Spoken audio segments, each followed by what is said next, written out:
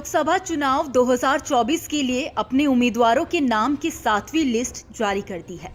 इस लिस्ट में 2 नाम हैं, नवनीत राणा और गोविंद करजोल। महाराष्ट्र के अमरावती सीट से मौजूदा निर्दलीय सांसद नवनीत राणा को उतारा गया है, जबकि कर्नाटक के चित्रदुर्ग सीट से गोविंद करजोल को टिकट दिया गया है।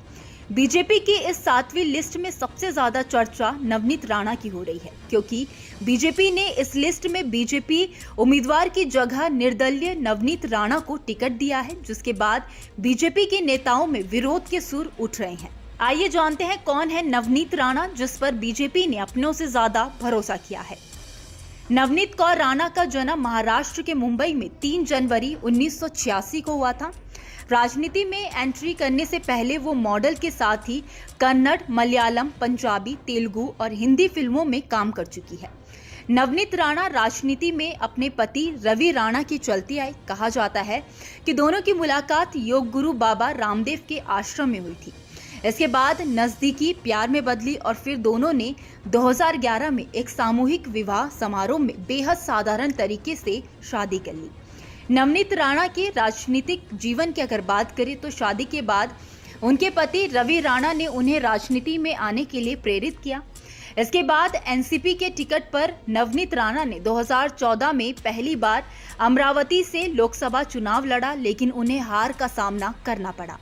इसके बाद 2019 में एनसीपी ने उन्हें फिर से अमरावती से अपना टिकट ऑफर किया, लेकिन उन्होंने इनकार कर दिया और निर्दलीय इस सीट पर उतर गई और इस बार वह बड़े अंतर से जीतकर सांसद बन गई।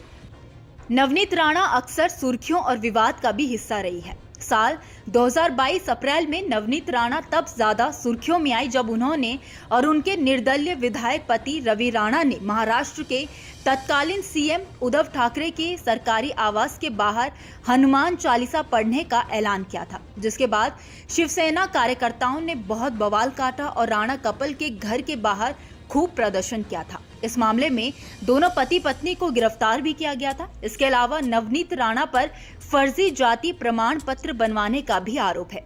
इस मामले में बॉम्बे हाईकोर्ट में याचिका दायर की गई थी, जिस पर सुनवाई करते हुए कोर्ट ने जून 2021 में उनका जाति प्रमाण पत्र रद्द कर दिया और 2 लाख रुपए का जुर्माना भी लगाया।